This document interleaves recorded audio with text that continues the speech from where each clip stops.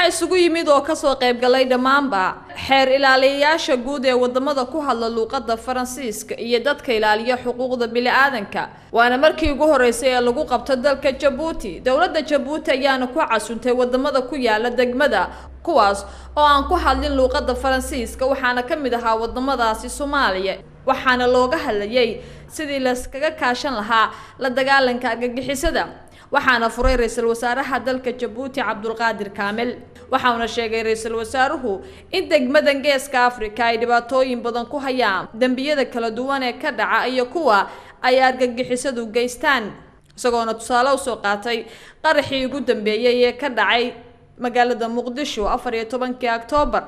xeer ilaaliyaha guud ee dalka Djibouti iyo dhigiisa Soomaaliya ayaan wax ka weydiinay shirkan iyo muhiimadda uu leeyahay degmada Djibouti waa wadanka qulahaata ee mandaqada Geeska Afrika ku hadla afka Faransiiska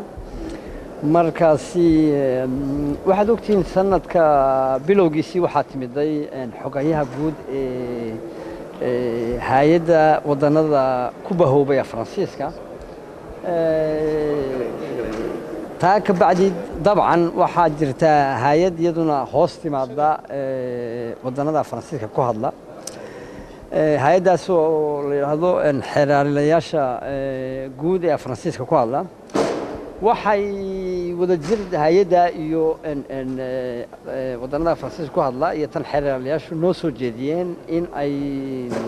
ku qabtaan shirkooga shanaad dalka Djibouti maadaama ay Djibouti tahay wadana Faransiiska ku hadla wadan nabadgelyo leh wadan xasiloon laakiin ku yaala mandaqad arintan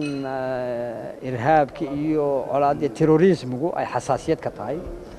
annagana waanu yeelnay sharaf bay noo tahay waana dabcan waajib Djibouti inay dabcan waladeena shirka caynka ay hooy geliso marka aad baan ugu faraxsanahay waxa ay soo beerinaysaa in aan wadanadan aan isku afkanahay aan isku dhaqankanahay iyo waliba annagu waxa aan ku darnay oo ay Djibouti cazumtay iyadoo khaas ahaan wadanada Geeska Afrika oo kamid yahay xeer ilaaliyaha Soomaaliya ka Itoobiya iyo ka Kenya maadaama aan haydadaan la wadaagno dhibaatooyin iyo marxaladda mandaqada waxa uu shirkan soo biirinay horta in la wada tashado xeer ilaaliyaashu ay wada tashadaan waa shir muhiim oo sanad walba ka dhaca wadanada Faransiiska ku hadla waa markii ugu horeysay uu Djibouti ka dhaco marka annaga sharaf bay noo tahay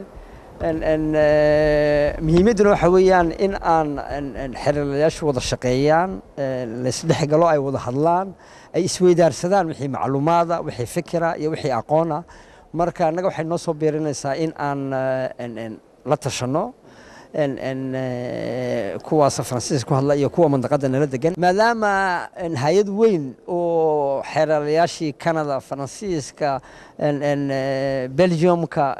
Cameroon Maurice Seychelles ila bahwadaagi Faransiiska ku hadlay oo dhan ay nala joogaan wadana waaweyn baa ku jira macluumaad gaar ah leh khibrado gaar ah leh marka dan weyn bay noo tahay in aan la tashano sidii aan xog u wadaagi lahayn sidii ay iyagu waxay nagu dhaamaan sidii loo tababar lahaa askarteeda la dagaalamta terrorismiga xaakinadayada